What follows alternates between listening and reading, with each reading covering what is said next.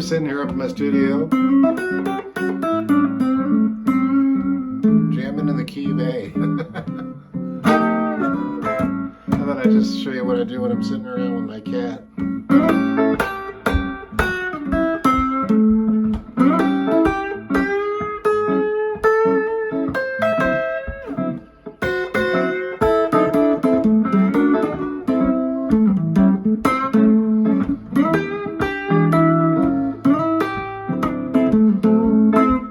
So all I'm doing is just playing like an A chord to D9, back to an A. I'm going to E9, back to a D9, and then A. Then I sort of bounce it here.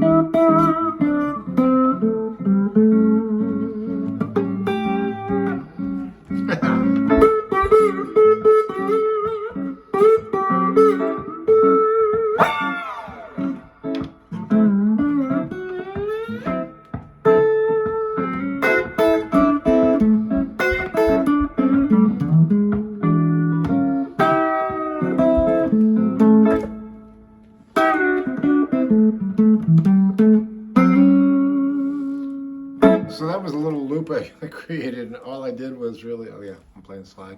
I do that a lot, just switch it up. One way you could do the loop if you want to create a loop like that is just hit your A string, right? And just play the 5th fret on the D string and the 6th fret on the G, and that's it. Keep it really, really simple, small chord. Got it? Now what I am doing is, in my case, because I like fingerstyle and electric, I got inspired by guys like Jeff Beck and Mark Knopfler and people like that, Ry Cooder. I favor, playing a lot of times without a pick. I also use a pick, or I'll hybrid it, do a hybridized picking, but that's fine. A lot of Nashville guys use the thumb pick. I never could quite get the thumb pick, I'm sorry to say. I just never could. But I got the fingerstyle with ever little bit of nail, not very much. Like Clapton says, I think he likes just a little bit of nail for articulation. But again, back to that chord. That's the sound of an A7th. And if you just back it up a half step, there's your D9, partial, 4 chord, back to the 1.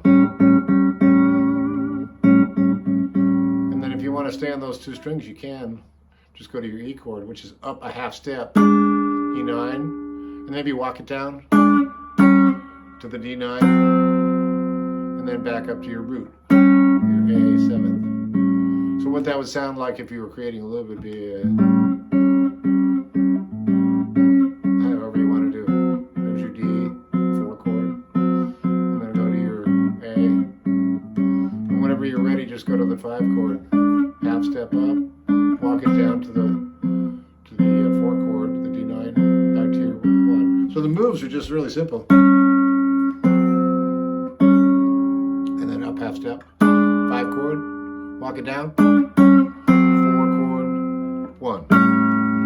And what I was playing on that, I'm not going to try and decipher all the different things I was playing, but, and I've talked about this before, a lot of times when I'm thinking, when I'm soloing over, blues changes or blue jazz or whatever it is, I try to let myself not worry too much about scales and modes and things like that. And I try to connect with some sort of melody, whatever that is. I don't know. Could be a melody that I'll reference sometimes, a known melody or whatever it is. There's something about a little bit of repetition that I think the human mind takes in, an audience, whatever. It seems to resonate. Whereas if I'm just trying to be like super, quote, creative and always doing,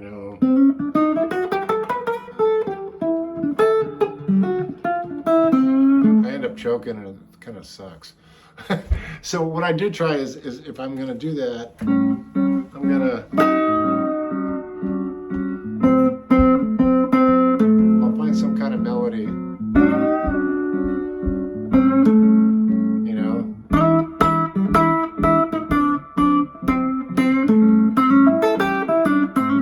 then I'll pick, change it.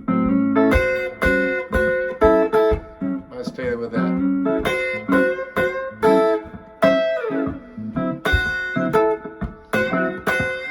I'm doing the same thing over and over.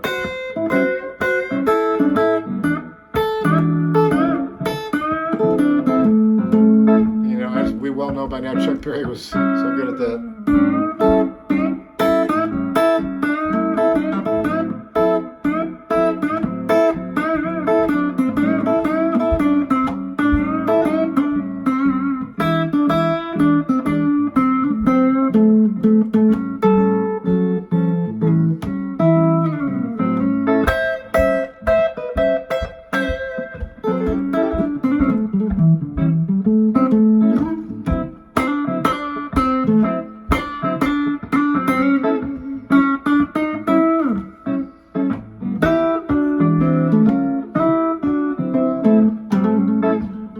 Go back to a melody,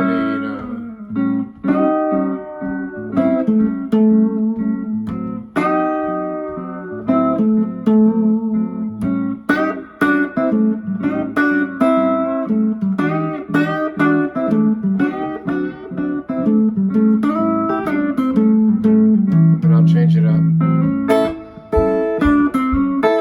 Yeah.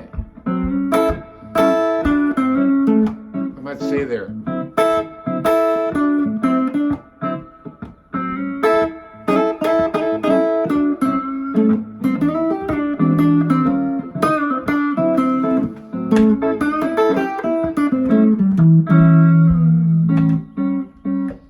So that's just me messing around with a 1-4-5 jump blues, but that lesson was, if you want to call it that, was not so much to show you exact licks or show you technique, or a lot of times I'll teach a song or something. That was more a conceptual thing, like a concept, like what kind of concept do I have? What kind of approach do I have if I'm playing an instrumental break or just a song, that might be, just a jam with friends or whatever. I think it's important for me anyway to lock on to some kind of melody, something that I or the band or the audience can hang their hat on. And this to be true, whether it's David Gilmour playing, incredible thematic licks, or whatever it is, or Knopfler playing that, It's that repetition of an exciting melody. It seems to get people excited. It seems to resonate with the human psyche or the audience or whatever you want to call it. So I just thought I'd mention that because I don't know if we talk about that stuff enough, really. And I think sometimes it mystifies people, like, well, where do I go? Yeah, okay, I know scales, I know chords, I know theory, I know all that stuff. Well, that's great if you do. I know what I know. But to apply that to, in practice when we're jamming with friends or writing a song or whatever, that's the meat and potatoes of it, I think. I think that's the stuff that sticks, really. So I don't know, I just wanted to share that with you. And if you're into any of the stuff that I teach, I do a lot of free stuff online, which I'm happy to do, because my aim here is really to increase your fun factor on guitar and to get people excited about guitar, whether it's electric, acoustic, open tuning, slide, reggae, Latin, whatever the heck. I like it all. It's just good music, and I talk about the 4 T's: touch, tone, time, and taste. And if you like that concept, hit me up at jimmydillon.com, and I'd love to hear from you and see what it is, that floats your boat, that gets you guys excited, because I think we need to stay inspired. I just feel like right now is a great time. Anytime's a great time to get inspired by music and play the guitar. I think it takes us to an amazing place. Get off the wheel of whatever it is, life is about, and just, get lost in the music. Love it. Okay, we'll see you guys down the road.